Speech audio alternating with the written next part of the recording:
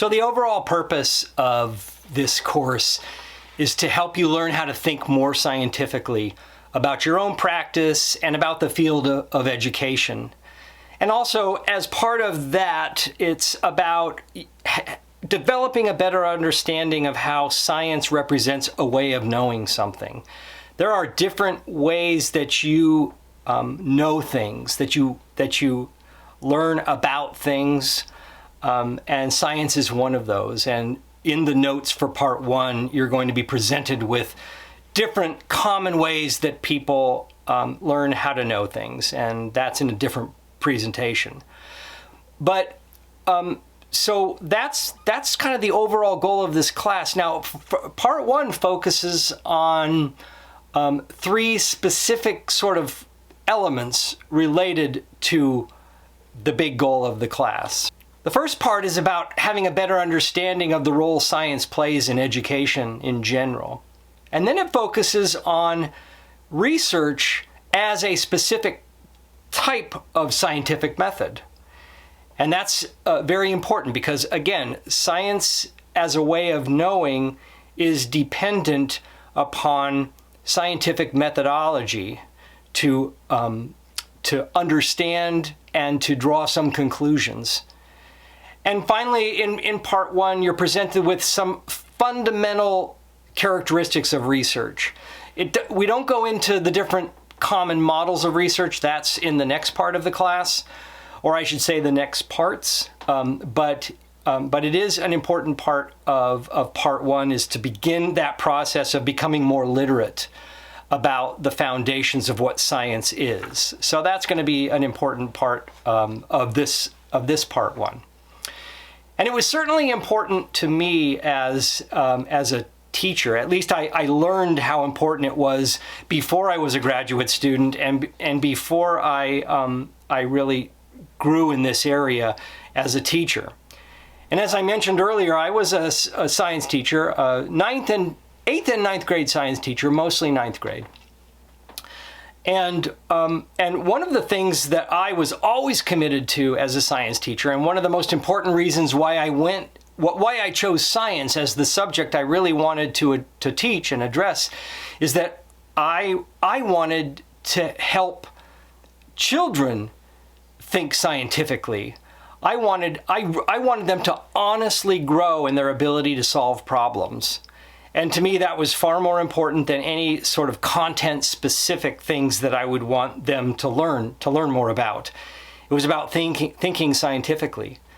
And once I got that in my head, of course, the next question is, first of all, what does it mean to think scientifically? What does it mean to be a problem solver or a critical thinker? What does that even mean? And then the next step as an educator is, well, what can I do to help somebody learn how to be a critical thinker? And in my investigations, I discovered a theory of learning that was really spoke to me, and the theories were the theories of Jean Piaget.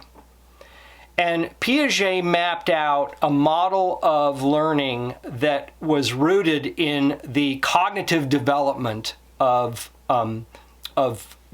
children as they grew and developed. And his dependent variables, and that's something you're going to learn more about in part one.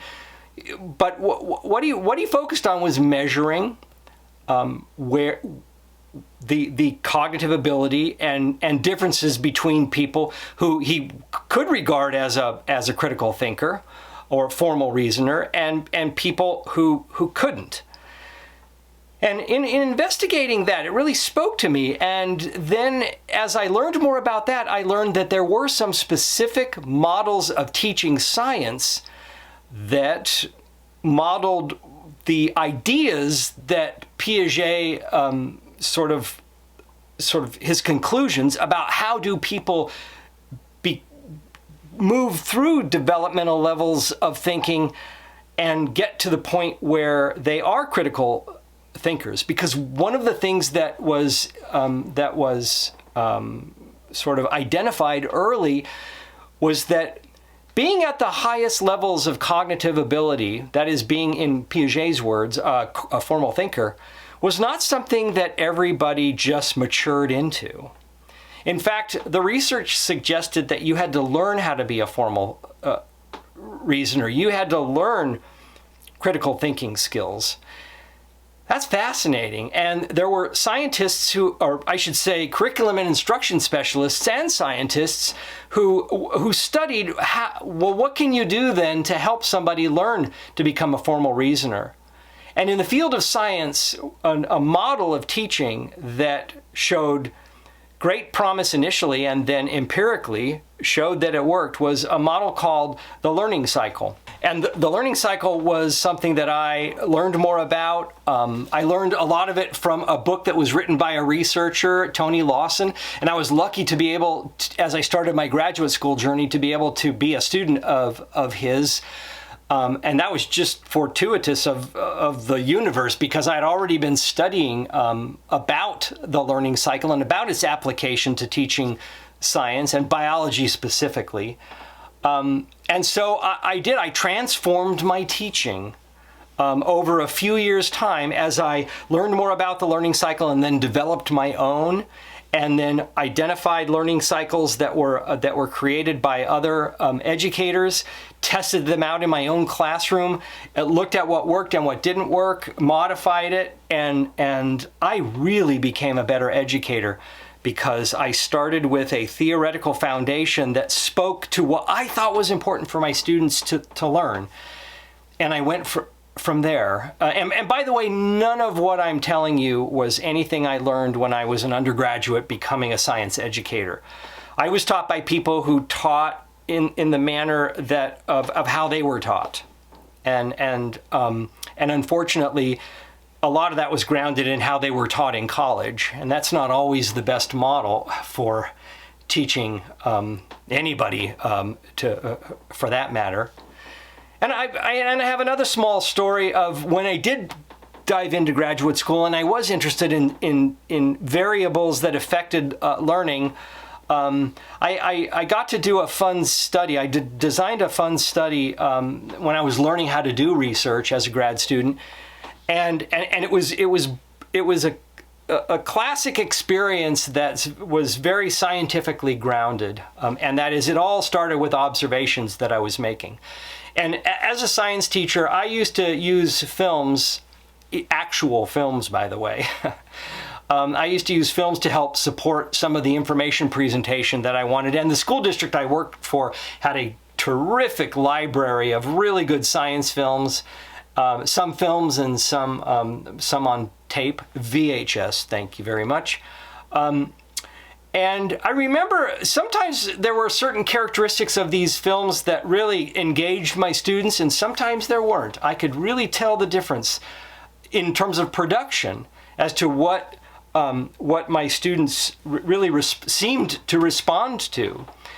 And so one time I was watching this one movie and with my students, and I noticed that the only subject in the movie was a young girl who was about the same age as my students, and yet the movie had a typical science narrator, a very good authoritative sounding narrator, who just spoke about the process and spoke about the young woman in the film in the third person. And I noticed that at some point my kids seemed to disengage from the movie. At least that was my observation. And I just began to wonder why. And then I began to wonder, I wonder why they chose to talk about her in the third person rather than have her be the narrator, which can be a more typical sort of film convention. And then I began to wonder, well, if my students thought that she was the one who was talking and that they identified with her because she was their age, then maybe they would be more engaged throughout the film. So I decided to test the hypothesis that my students would be more engaged and would learn more from the information presentation in the film if the narrator was the girl and not a a grown-up science narrator. So I developed treatment materials, and in fact, I'm going to show you just a snippet. I'll show you the first one is what the film was originally with the professional narrator. So look at this clip, and then I'm gonna and then I'll come back and I'll show you the one of the treatment clips that I showed a different set of students who were, I hope, were equivalent in a lot of ways. So check this out. First, she picks 5 coleus plants, approximately the same size. She measures their starting height and leaf count. She will cover each plant with a different color of cellophane, similar to the colors of the spectrum. In this way, she blocks out all the colors but one. She controls the color of the light. Each plant will receive only one color of light.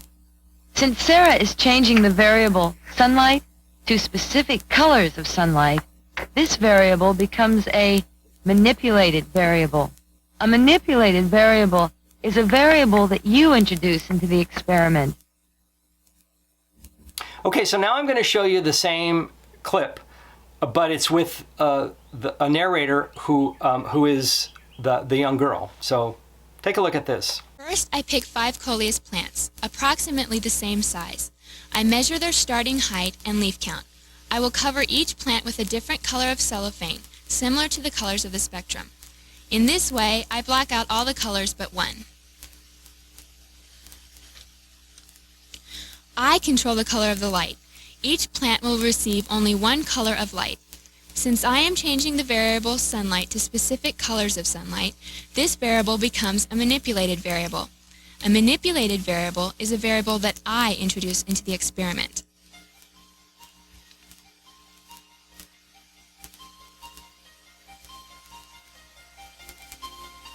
Now, I don't know about you, but to me, at least, I think it really made a difference. The narration text was the same, tried to keep it at the same pace, but I thought the overall feel of it was different, and I was more engaged. And so what I did is I randomly selected students from different groups. I had to keep it at the class level, unfortunately. So really what I did was randomly select classes. And I used a lot of, I didn't use just my own students, but I used other science students. I taught at a very, very large school at the time. These were 8th grade students.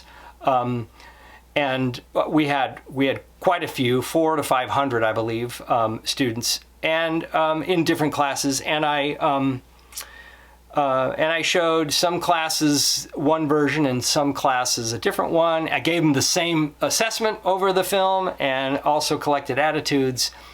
And I found some interesting differences. I won't go into a lot of detail, but I will say that the biggest impact that the differences had were in the students who were female in my class. They were more positively impacted by the first person. Not so much with the boys, but it did impact the females, and I thought that was a really interesting thing to study. And that's a very formal way of kind of looking at my practice scientifically. And I don't expect you to do anything like that in this particular class, which is too bad because it was just a lot of fun. But because this is a summer session, we're not doing major projects. We're doing small projects and not a whole lot of writing. We're not going to get into a huge kind of research paper sort of thing. But you're going to look at specific elements of the research process, and you're going to be writing and reflecting on those. So that's what we have going on in part 1. Again, this is the first week of the class, and it goes, you're given these assignments, and these assignments are presented here on this page. And they're, in this case, most of the assignments are reading. You also are assigned the project, and there's some readings and general reflections there. And then you need to be always preparing this week for the exam that is going to be available Friday morning. And then you can take it any time between Friday morning and Sunday at midnight. And the exam will probably take about 30 minutes to complete. You're free to use any notes or other resources, but you won't have enough time in the exam to look up anything comprehensively. There won't be, it's got a time limit on that. So you really have to familiarize yourself with the material really well.